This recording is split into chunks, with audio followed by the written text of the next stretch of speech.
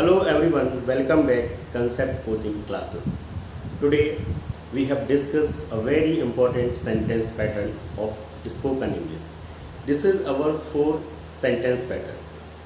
कहने का मतलब ये है अब तक हम 3 सेंटेंस पैटर्न हो चुके हैं.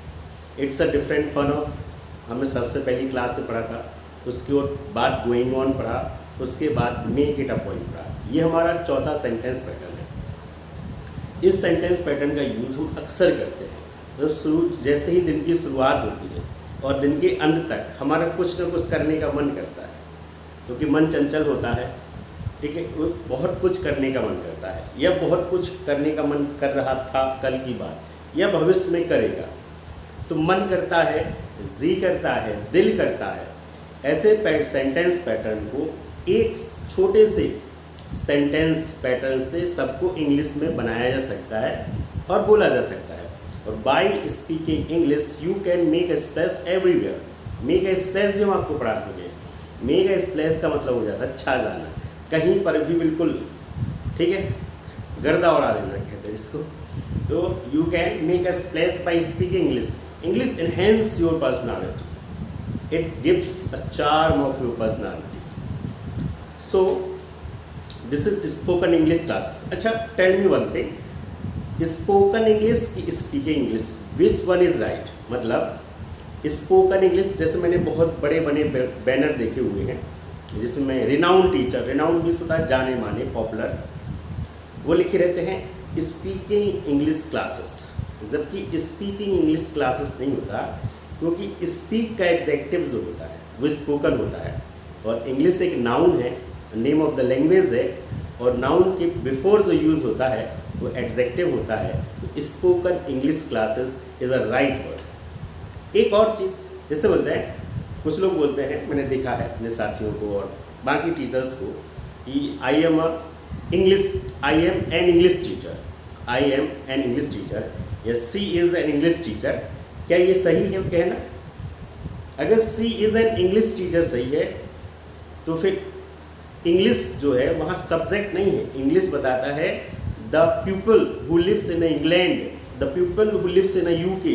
मतलब इंग्लिश पीपल का मतलब वही हो गया जो चाइनीज़ पीपल हो गया, या चाइनीज़, इंडियन, फ्रेंच, जर्मन, उसी सेंस में वो इंग्लिश का मतलब हो गया.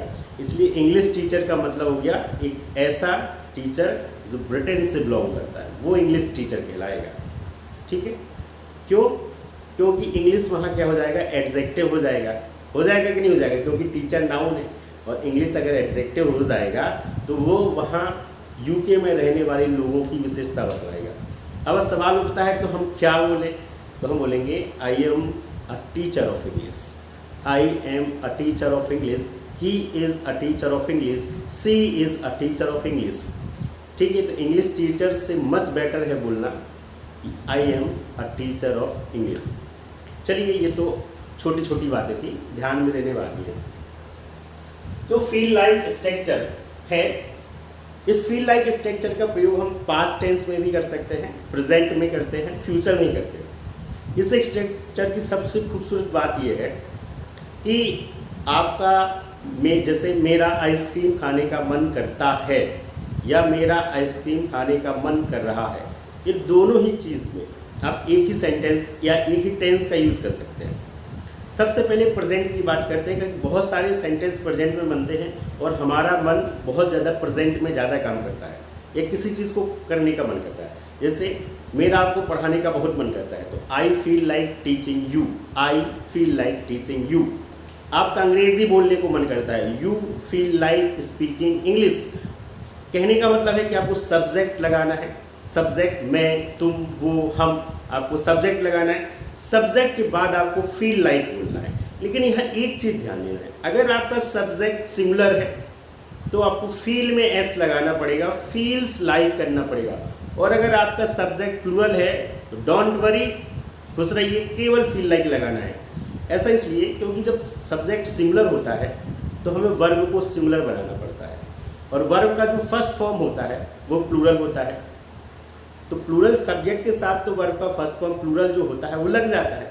लेकिन जब सब्जेक्ट हमारा सिमिलर होता है, सिमिलर कौन होते हैं? ही, सी, इट, एनी नेम, कोई भी नाम, the name of person, the name of thing, the name of place, कोई भी नाम हो वो सिंगुलर होता है।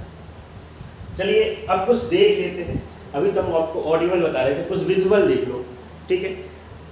देखते हैं, सब्जेक्ट आपको लगाना है, फील लाइक लगाना है, और अगर आपका सब्जेक्ट सिंगुलर आ जाए तो आप फील में लगा देना, फील्स लाइक प्लस वर्ब में आईएनजी प्लस ऑब्जेक्ट, ठीक है। जो अदर वर्ड होगा आपका, जी कर रहा है, मन कर रहा है, मन करता है, दिल कर रहा है, दिल करता है, ऐसे जितने भी सेंटेंस हो वो सब बन जाएंगे। अगर नहीं भी कर रहा है तो आपको यहाँ डोंट लगाना पड़ेगा, सब्जेक्ट और फील लाइन के बीच में आपको डोंट लगाना पड़ेगा अगर नहीं मन कर रहा है। और अगर सिंगुलर है तो डोंट की जगह पे सबको पता है कि डजंट लगा देते हैं। जहाँ डोंट नहीं लगता, डोंट मतलब डू नॉट, और डज नॉट को डजंट बोलते हैं। स्पोकन में तो हम कॉन्ट्रैक्टेड फॉर्म का यूज करेंगे, मतलब शॉर्टकट का, don't, doesn't, can't, shan't, won't, will, I'll, I'm, ऐसे शब्दों का यूज करेंगे।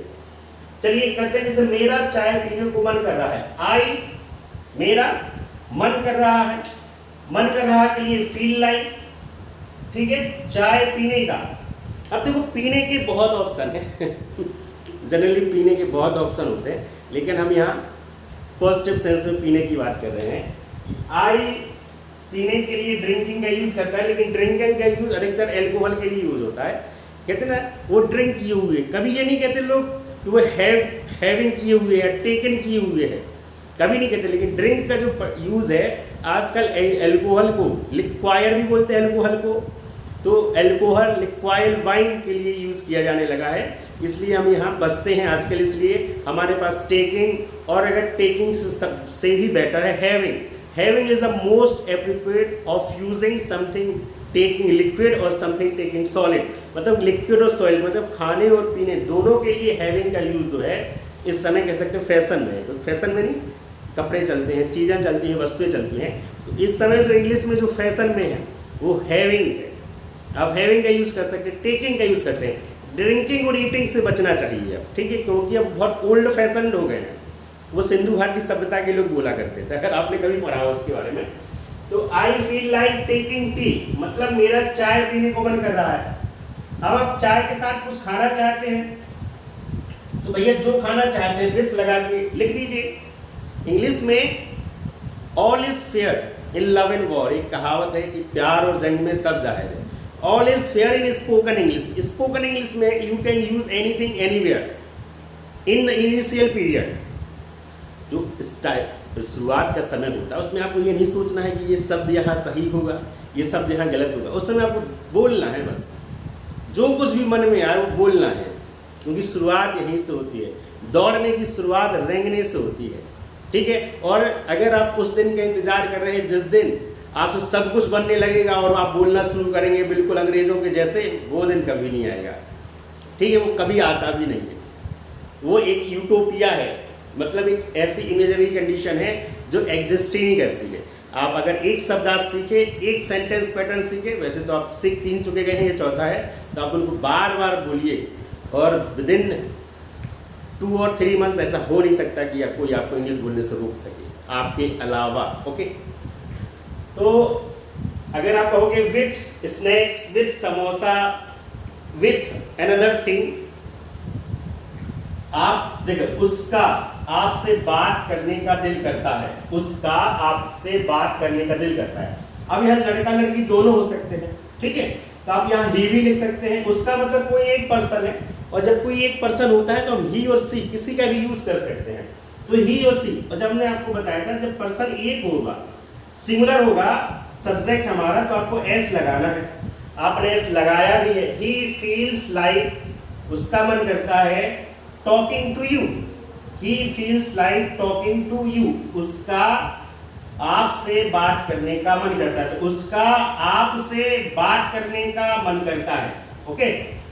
नेक्स्ट है, अब देखिए हम एक नेगेटिव ले जाते हैं। मेरा उससे बात करने का मन नहीं करता है, मेरा उससे बात करने का मन नहीं करता है, तो मेरा मतलब मैं नहीं करता है।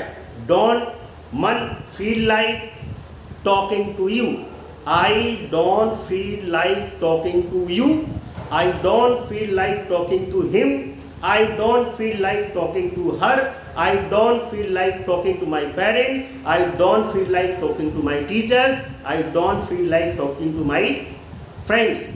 You can change a single word and you can make thousands of the sentence by using this sentence pattern.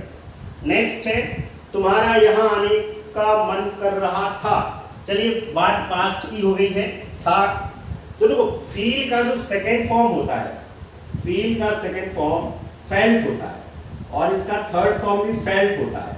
तो अब पास्ट में आप इसका यूज करेंगे फेल्ट, फील फेल्ट। ओके, तो तुम्हारा यहाँ आने को मन कर रहा था, you felt like to come here, you felt like to come here, तुम्हारा यहाँ आने को मन कर रहा था। अब पास्ट में एक नेगेटिव बना ले। ओके, राम का पढ़ने को मन नहीं कर रहा था। ठीक है, पढ़ने को मन अक्सर नहीं करता, जिनका करता है वो बहुत आगे चले जाते हैं, इसलिए मन को संभालिए। राम, अब देखिए पास्ट इंडेफिनिट की बात हो रही है, तो राम डिडंट मतलब नहीं किया।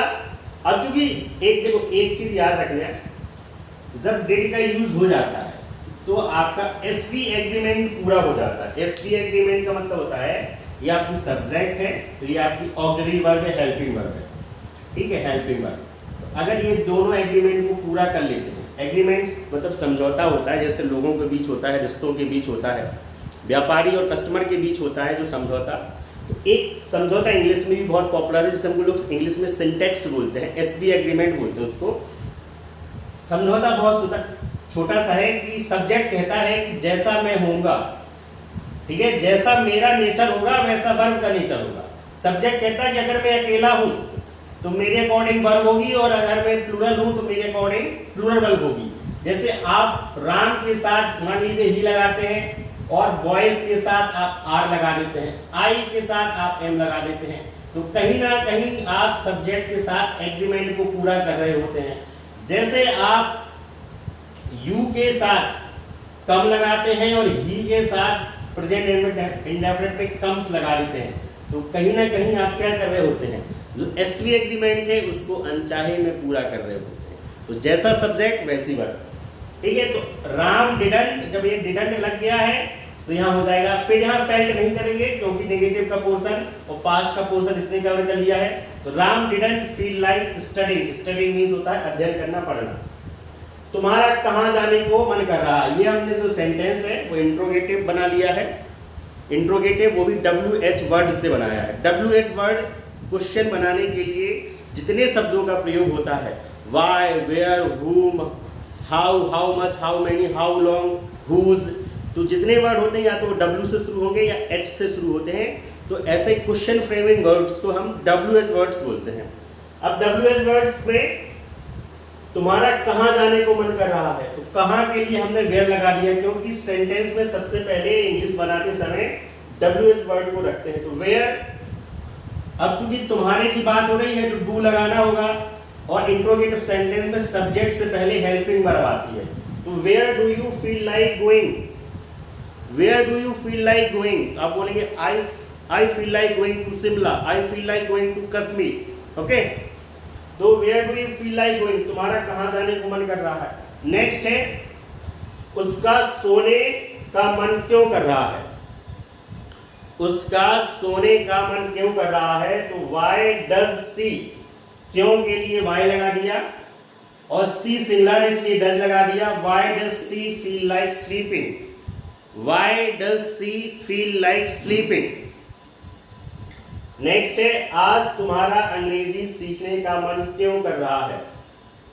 ठीक है, तो वाई यू के हिसाब से do, why do you feel like speaking, sorry सीखने का मन कर रहा है, learning. Why do you feel like learning English today, why do you feel like learning English today. तो कुछ नहीं, ये लाइट चली गई है, इस वजह से थोड़ा प्रॉब्लम हो सकती है। तो I feel like speaking English today because English is a global lingua franca. If you want to make a space in the 21st century you must learn English. Without English there is nothing. All the modern governed by the language of English. English is spoken all over the world. You can take the answer of it. आप इस तरीके से बता सकते हैं क्यों अंग्रेजी सीखने का मन है। अंग्रेजी एक भाषा है, कोई भी इसे सीख सकता है, बस थोड़ी सी चीज़ ध्यान रखना है, थोड़ी सी ग्रामर, बहुत ज़्यादा हिम्मत और उससे ज़्यादा प्रैक्टिस, इससे आप आसानी से अंग्रेजी सीख सकते हैं। फिर मिलते हैं नए सेंटेंस पैटर्न में। बी ऑन फायर, जोश में रहिए, जोश ही है जो हमें जिंदा रखता है। Okay, have a nice day, thank you.